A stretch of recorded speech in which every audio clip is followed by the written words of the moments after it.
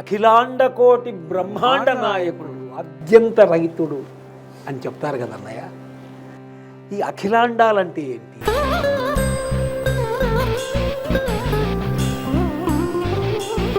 తను ఉండటానికి ఏదో కారణం అవుతుంది, అది నీ కంటికి కనిపించటం లేదు.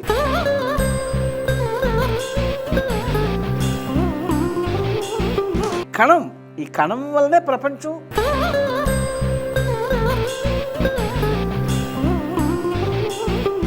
ఏదైతే లేదో అది ప్రేలింది.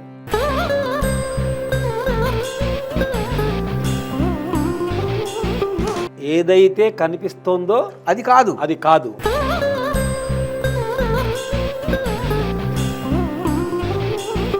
కత్తిని పళ్ళు కోసుకోవచ్చు, కూరగాయలు కోసుకోవచ్చు. కత్తి ఎందుకన్నా? అగ్గిపుల్ల, అగ్గిపుల్లతో దేవుడు దీపం వెలిగించవచ్చు, కొంపలు అంటించవచ్చు.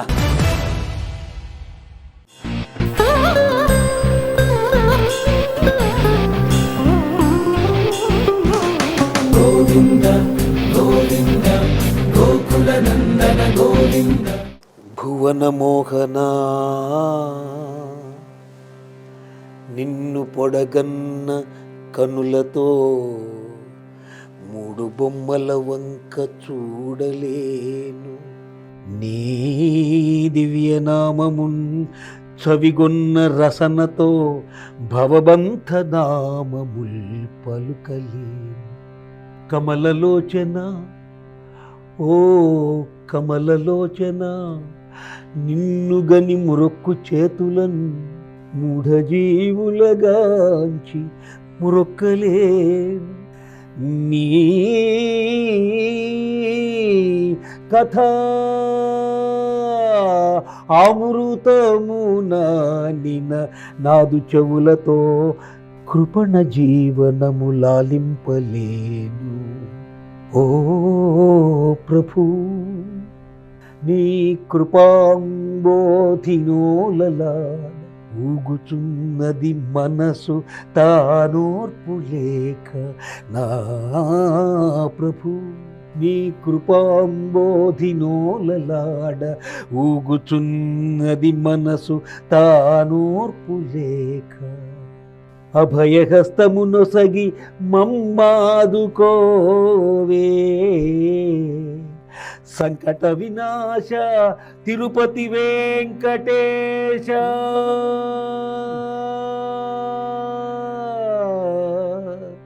సంకట వినాశ తిరుపతి వెంకటేశ. వెంకటేశ. బాగుందన్నయ్య. అన్నయ్య, ఈ లీలామానుష విగ్రహుడు, అఖిలాండ కోటి బ్రహ్మాండ నాయకుడు, అత్యంత రహితుడు అని చెప్తారు కదా అన్నయ్య. ఈ అఖిలాండాలంటే ఏంటి? ఈ భువన భాండాలంటే ఏంటి? ఈ సృష్టి మొత్తం ఎలా ఏర్పడింది? ఈ కొండలు ఎలా ఏర్పడ్డాయి? సముద్రాలు ఎలా ఏర్పడ్డాయి? నదులు ఎలా ఏర్పడ్డాయి? భూమి ఇదంతా కూడా ఆ స్వామి లీలా విశేషాలని సైన్స్తో ముడిపెట్టి తెలుసుకోవాలనిపిస్తుంది అన్న. ఇవాళ మనం సైన్స్ అంటున్నాము. ఇదే పూర్వ ఋషులు వేదంలో, వేదం అన్నది కామన్ ఎరా. 1500 సంవత్సరాల క్రిందట చెప్పబడిందని కొందరు, 1000 సంవత్సరాల కిందట చెప్పబడిందని కొందరు, 5000 సంవత్సరాలని అనాది అని చెప్తున్నారు తప్ప దానికంటే ఒక టైమింగ్ కాలం చెప్పలేకపోతున్నారు. అయితే వేదంలో కూడా ఈ టైమింగ్ గురించి, దీని గురించి చెప్పబడింది. మీరు ఆలయాలకి వాటికి వెళ్ళినప్పుడు మంత్రపుష్పం మీకు తెలిసే ఉంటుంది. సహస్రశీర్షం చూసారండి. సహస్రశీర్షం దేవం విశ్వాప్తం విశ్వసంభవం. సహస్ర అంటే మనం ఏంటంటే 1000 అనుకుంటాం. సహస్ర అన్న పదానికి అనేకం అని, అనేకం, ఎన్నో ఉన్నాయి. ఎన్నో తలలు, ఎన్నో కళ్ళు, ఎన్నో చేతులు, ఇలా మనం విశ్వాన్ని వర్ణిస్తున్నాం.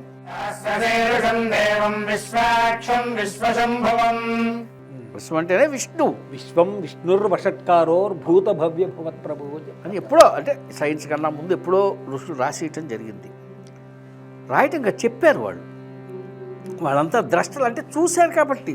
ఇప్పుడు ఒకరు బొమ్మ గీయాలనుకోండి, మీ బొమ్మ ఎవరైనా చిత్రకారుడు గీయాలంటే మిమ్మల్ని కూర్చోబెట్టి రాస్తాడు. అలా నా ఫోటో వేయాలంటే మనం ఉంటాం అక్కడ. అంటే మనల్ని చూస్తూ అతను ఆ చిత్రపటాన్ని.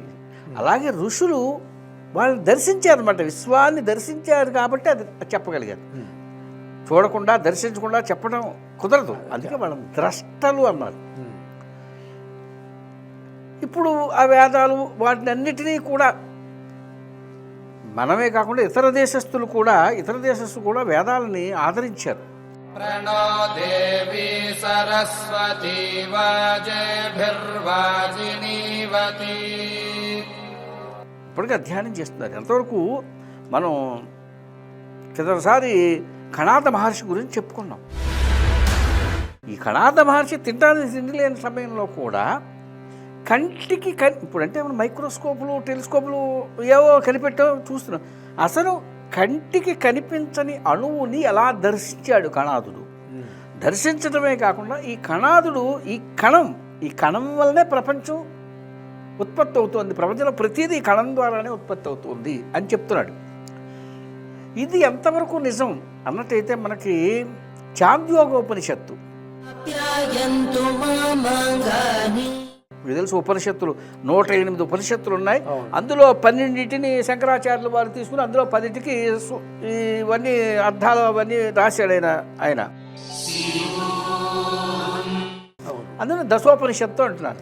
చాంద్యోగోపనిషత్తులో ఒక అద్భుతమైన కథ కాదది, అది నిజం. శ్వేతకీర్తి అనే ఒక శిష్యుడు, ఉద్దాలకుడు అనే ఋషి దగ్గరికి వచ్చాడు. మనకి ఉద్దాలకుడు ప్రసక్తి మహాభారతంలో కనబడుతుంది. ఉద్దాలకుడు, ఉద్ధవుడు వీళ్ళతోనే మహాభారతం ప్రారంభం అవుతుంది. అటువంటి ఋషి దగ్గరికి వచ్చి, అయ్యా ఈ కనిపిస్తున్నటువంటి, ఇప్పుడు మీరు అడిగారు చూసారా ఈ భువన భాండాలు ఈ సృష్టి కారణం ఏమిటి అని, ఈ కనిపిస్తున్నటువంటి సృష్టికి అంతటికీ కారణం ఏమవుతోంది అని అడిగాడు. అంటే ప్రశ్నోపనిషత్తు అనే ఉపనిషత్తు కూడా ఉందంటే ప్రశ్నలోంచే ఈ ప్రపంచం పుట్టింది. అథ ప్రశ్నోపనిషత్. ఇప్పుడు మన ఆదిశంకర సినిమా లోపల ఎవడు నీవు ఎవడు నేను ఆయన ప్రశ్నించాడు. అంటే గురువుని ప్రశ్నించి తెలుసుకోవలసినటువంటి అవసరం శిష్యుడికి ఉంది కాబట్టి ఈ కనిపిస్తున్నటువంటి చరాచరాలకి కనిపిస్తున్న వీటన్నిటికీ కారణం ఏమిటి? చాలా సింపుల్గా ఉద్దాలకుడు మాట అన్నాడు, నీకు ఏదైతే కనిపిస్తోందో అది కాదు. ఏదైతే కనిపిస్తోందో అది కాదు అనేసరికి శ్వేతకీర్తికి గురువుగారు తనతో పరాచకాలు ఆడుతున్నాడు. ఏంటి గురుగారు మీరు నాతో పరాచకాలు ఆడుతే కదా చేస్తున్నారు మీరు, ఏది కనపడుతుందో అది కాదు అంటే అది కాదంటే ఎలాగా. సరే ఆయన నవ్వుకుని మరి ఇప్పుడు చెబితే అర్థం కాదు, అందువల్ల వాళ్ళు స్వానుభవంతో తెలుసు అనుభవేక వైద్య అన్నాడు. అందుకని సరే అక్కడికి వెళ్ళి మర్రికాయ పట్టరా అన్నాడు. మర్రి చెట్టుకాయ బ్రహ్మాండమైన మర్రి చెట్లు అప్పట్లో ఉండేవి, కొన్ని వేల కాయలు ఉంటాయి వాటిలో. అవును. ఒక కాయని పట్టుకొచ్చాడు, దాన్ని పగలగొట్టు అన్నాడు. పగలగొట్టాడు. పగలగొడితే అనేక విత్తనాలు ఉన్నాయి, దాంట్లో విత్తనాలు ఉన్నాయి, అందులో ఒక విత్తనాన్ని పగలగొట్టు అన్నాడు. ఆ విత్తనాన్ని పగలగొట్టాడు, అది పొడవైపోయింది, ఏం కనిపిస్తుంది. ఉపనిషత్ కథ అన్నయ్య, ఉపనిషత్తు కథ. విత్తనాన్ని పగలగొట్టాడు, ఏముంది అందులో అన్నాడు. ఏమీ లేదు. ఏమీ లేకుండా విత్తనం ఎలా ఉందన్నాడు. విత్తనం ఉండటానికి ఏదో కారణం అవుతుంది, అది నీ కంటికి కనిపించడం లేదు. అది కనిపించట్లా. సరే ఓకే, నీకు అర్థమయ్యేలా చెప్తా. ఇప్పుడు ఇంత పెద్ద బ్రహ్మాండమైనటువంటి మర్రి వృక్షం ఈ విత్తనంలోనే ఉంది. ఈ విత్తనంబు మర్రి వృక్షంబునకు నెంత విశ్వదాభిరామ అంటే ఇన్ని లక్షల కొమ్మలు, ఇన్ని లక్షల ఆకులు, మళ్ళీ ఇన్ని కాయలు, ఇవన్నీ విత్తనంలో ఉన్నాయి. ఇవి కనిపిస్తున్నాయా? మరి కనిపించకపోయినా ఇవన్నీ ఉన్నాయి కదరా అన్నాడు. అంటే నీ కంటికి ఏదైతే కనిపించటం లేదో అది కారణం అవుతుంది. అది చాలా అద్భుతంగా ఉందన్నయ్య. ఎంత సింపుల్గా చెప్పాడు. దీన్ని ఎడ్విన్ హబ్బుల్ ఏమంటున్నాడు, శాస్త్రజ్ఞుడు, వాడు ఏ దేశస్థుడైనా వాడు భూమి మీద ఉన్నటువంటి ప్రపంచ మానవుడు. వాడు ఎడ్విన్ హబ్బులా, కణాదుడా, మైత్రేయుడా, భరద్వాజుడా, ఎవడైనా కానీ ప్రపంచానికి పనికొచ్చేది ఏదో చెప్తున్నాడో వాడే ఋషి. ఇప్పుడు మనం మన సంసారం కోసం, మన సమాజం కోసం ఆలోచిస్తాం, మనం మనుషులం. ఎవడైతే జగత్ సంసారం కోసం ఆలోచిస్తున్నాడు వాడు ఋషి. వ్యాసం వశిష్ఠ నప్తారం శక్తిః పౌత్రమకల్మషం. మనం ఏమనుకుంటాం, మనదైనటువంటి చిన్న కుటుంబంలో దీని కూడా ఎలా బలరా బాబు, ఏంటి పెళ్ళం బిడ్డలేంటి, ఈ కోడది, ఇదే తాపత్రయంలో మనం ఉంటాం. ఈ ఋషికి సన్యాసికి తాపత్రయం లేదు అనుకుంటాం. అది చాలా పెద్ద పొరపాటు. ఎందుకంటే సన్యాసిగా తాపత్రయం ఎక్కువ. చెప్పాలి. ఇప్పుడు ఎవడో వచ్చి అడుగుతాడు, ఇప్పుడు శ్వేతకీర్తి వచ్చి అడిగాడు, కనిపిస్తుంది దానికి కారణం ఏమిటి అని చెప్పాలి. కారణం ఏది, నీకు ఏది కనిపిస్తుందో అది కాదు అన్నాడు ఆయన. ఏదైతే నీకు కనిపిస్తుందో అది కాదన్నాడు. అలాగే ఎడ్విన్ హబ్బుల్ ఏం చేశాడంటే వాడికి కూడా ఇదే సందేహం వచ్చింది. ఆయనకే కాదు, గ్రీక్ తత్వవేత్త సోక్రటీస్, ఆయన గురువు అరిస్టాటిల్, సోక్రటీస్ కూడా వీధుల్లో పెడుతూ సోక్రటీస్ దీనికి కారణం ఏమవుతోంది, దానికి కారణం ఏమవుతోంది అని ప్రశ్నించేవాడు శిష్యుల్ని. ఇది ఎథేనియన్లు అంటే ఎథెన్స్ ప్రజలకి కొంచెం కంటకింపయింది. వీడేదో ప్రజలను చెడగొడుతున్నాడని చెప్పి ఆయనకి విషం ఇచ్చి చంపేశారు. అయితే సోక్రటీస్కి విషం ఇచ్చి చంపేసినంత మాత్రాన ఈ తత్వజ్ఞత, ఈ చింతన ఆగిపోయిందా? ఆగిపోవాలి. ఆ తర్వాత వాళ్ళు కూడా దాన్ని కంటిన్యూ. అంటే ఇప్పుడు అంటే సోక్రటీస్ని ఊరికే కాదు, ఇప్పుడు దీనికేంటి కారణం, దానికేంటి కారణం అనే తత్వంలోకి వెళ్ళి దానిపైన పరిశోధన చేసి దాంట్లోంచి కొత్త కొత్త విషయాలు తీసి అంతకు ముందున్న శాస్త్రానికి పరిజ్ఞానానికి కానిది, కొత్తది, నిజమైనది, చారిత్రాత్మకమైనది, శాస్త్రయుక్తమైనది చెప్తున్నాడు. చెప్తే వాడి అంతే కదా, కంటకింపై తీస్తారు. ఇప్పుడు గెలీలియో భూమి గుండ్రంగా ఉంది అని చెప్పాడు గెలీలియో సిద్ధాంతం. అంటే అంతకుముందు భూమి బల్లపరుపుగా ఉంది అని రాయబడింది వాళ్ళ గ్రంథంలో. వాళ్ళ దేవుడు బల్లపరుపుగా ఉందని చెప్పాడు, అది నమ్మారు తప్ప భూమి గుండ్రంగా ఉందని చెప్పలా. గెలీలియోకి కూడా ఆధారం ఎవడవుతున్నాడు భూమి గుండ్రంగా ఉందని చెప్పిన వాడు ఎవడు? ఆర్యభట్టు. భారతదేశం అన్నది గణిత శాస్త్రంలోను ఈ ఖగోళ శాస్త్రంలోనూ చాలా ప్రసిద్ధి చెందింది అని చెప్పి స్వయంగా గెలీలియో రాశాడు. తెలుసుకోమని కాబట్టి చూపించాడు. అంతవరకు ఎవడు అంటే ఒక ఆధారాన్ని చూపిస్తే తప్ప నమ్మలేదు. ఇలా ఎడ్విన్ హబ్బుల్ ఏం చెప్పాడంటే ఏదైతే లేదో అది పేలింది, ఒక సింగులారిటీ ఏదైతే లేదో అది పేలింది. ఆ పేలిన తర్వాత ఏర్పడింది బిగ్ క్రంచ్. ఈ విశ్వం ఏర్పడింది. ఆ సింగులారిటీ ఉంది చూసారా, అదే మనం అనుకుంటున్నట్టు దైవకణం, విష్ణుకణం. ఈ విష్ణువు నాభికమలంలోంచి మనం బ్రహ్మం పుట్టిస్తున్నాం చూసారా.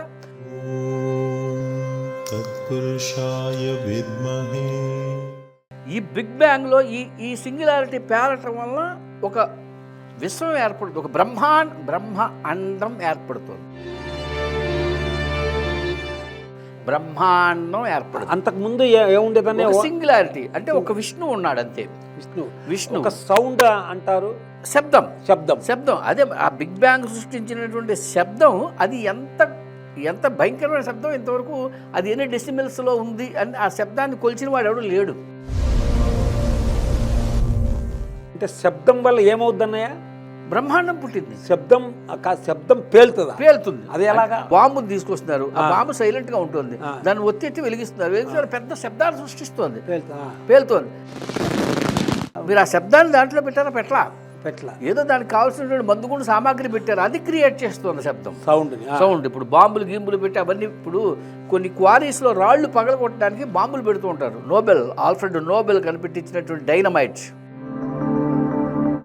అనేదాన్ని ఆల్ఫ్రెడ్ నోబెల్ కనిపెట్టాడు. దేనికోసం?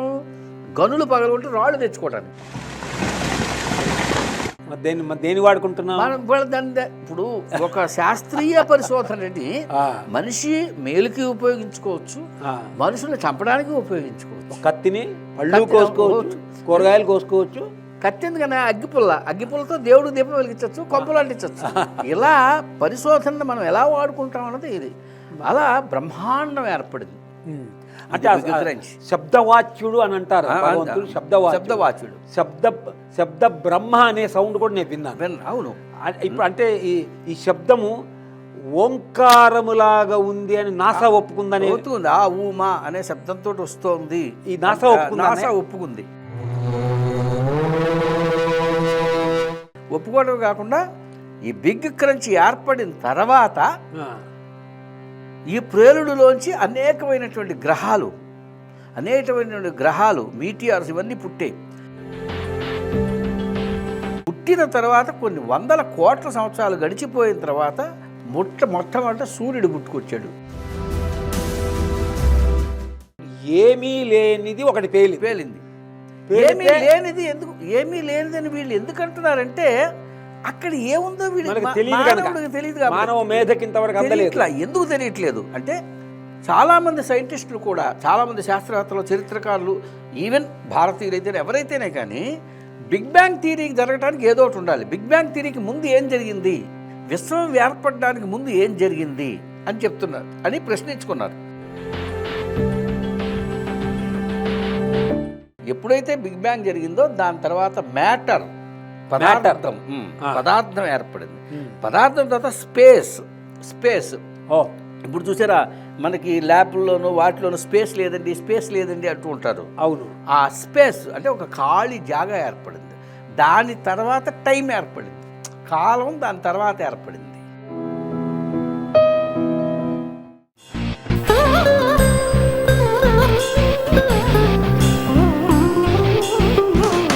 గోవింద గోవింద గోకుల నందన గోవింద.